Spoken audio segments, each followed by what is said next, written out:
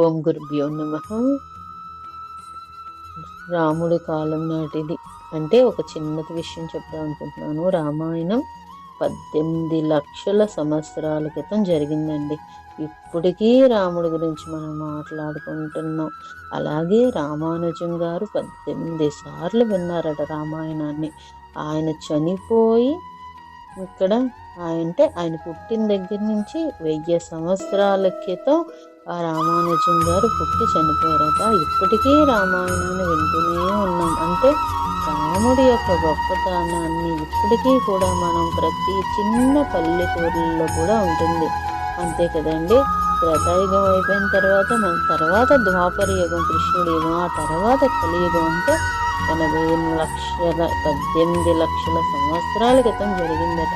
ప్రతి ఇంట మనం రాముణ్ణి తలుస్తాం. హరే రామ హరే రామ హరే కృష్ణ కృష్ణ కృష్ణ అని తలుస్తూనే ఉంటాం. ప్రతి ఒక్క విలేజ్లో కూడా ఇప్పటికీ కూడా రాముడి కళ్యాణాలు, సీతారామ కళ్యాణాలు అన్నీ అవుతుంటాయి. అంత చక్కటి యొక్క రాముడి యొక్క గొప్పతనాన్ని, కృష్ణుడి గొప్పతనాన్ని ఎప్పుడు గుర్తుండాలి.